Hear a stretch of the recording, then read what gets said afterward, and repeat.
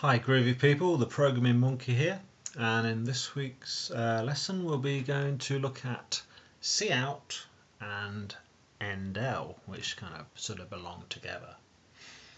Now if you've watched the previous videos, we would have come across cout before, and here's an example of using cout. And what cout is used for, it's for printing text onto your screen. So it's important to remember that if you actually want to use cout, this is part of a library which has been previously written. So it makes it sort of easier to get up to speed with programming, where you don't have to write a lot more. So as a time-saving measure, cout has been included in the library called IOStream. So if we ever want to print any text onto the screen, onto our console, we need to make sure that at the top of our program we have #include and then IOStream within the arrows at the top. So that includes the IOStream library into your application. So if we want to print out on the screen, we have the cout command, and then that's followed by 2 arrows. So the arrows, the important thing to remember with them is that they in cout they would actually point at the cout. So it's fairly easy. You could do arrows which point the other way around, but that will give you a programming error, and your program won't work. It will give you a strange message when you try and compile it. So the arrows are always pointing at this. And the way this works is anything within the quote marks is then sent to the cout command, so it's piped to the screen or your console. And then we are at the end of the line, we always have a semicolon there.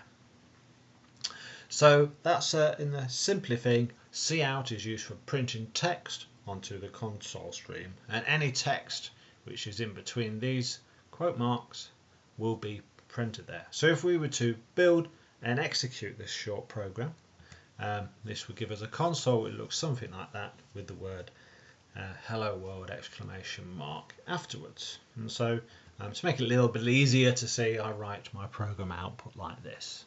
So this prints the words hello world onto the screen. Now we don't just have to write that, we can sort of write anything. You could write your name, for example.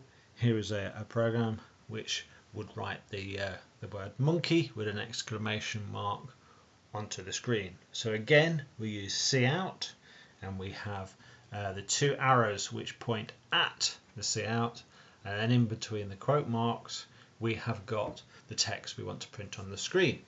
So if you think about it, this string is being sent to the screen. So that's a way of remembering which way these arrows should sort of point.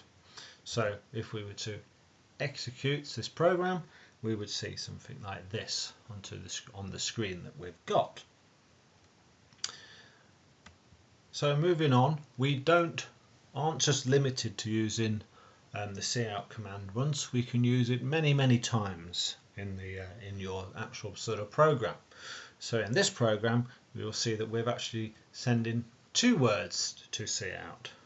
Now remembering that our C++ program starts working by going into main, and then it will execute each line in turn until it gets to return 0, where it will end the program.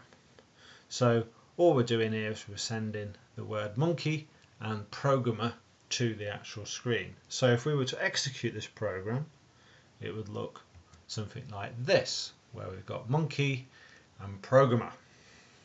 Now what you'll notice is it might not look very sort of elegant if you're printing out, because we haven't got any gap between the 2 words that we've actually sent. Now this is the reason why it will do exactly what you say. So a way around doing this is to remember to put a space into your sort of letters there. So if you're using several calls to cout, all we're doing here is we're putting a space in. So on the first line it would print out MONKEY exclamation mark and then put a space in, and then on the second line it prints out programmer. So we would expect to see this output from our program. So we will see here that we've got a space in between the two words on that. So what makes this a little bit more sort of user friendly to use is the keyword ENDL, ENDL. And what this is used for is it's telling the cout command we are finished with that line, please start a new line. So it's a bit like a carriage return or pressing the return on Word, which sends the output directly to the next available line. So all we do if we want to start on a new line is before we start using this cout, we have another command which is sent to this cout. So on this top line it prints out MONKEY exclamation mark, and then we've got another two of these arrows which point in the direction of the cout, followed by the ENDL line. Now you'll notice on this line that the semicolon is at the end of the program. It's there. We do not have one there. That would be a mistake. So the end of this line is there now, not on this bit. So if we were to execute and run this, we would see that now it prints out monkey and then does a new line and prints out programmer. So again, you're not limited to the number of times you can use ENDL with cout. Second way that we can use cout is that we can send multiple strings to it. So in this example we've got one cout command. These arrows are pointing at it, so the first thing you've got to do is it will send the word monkey with a space, and then it will send the word programmer to the screen, and we have a semicolon on the end of the line there. There's no semicolon here. So if we were to execute this program, it would look like that.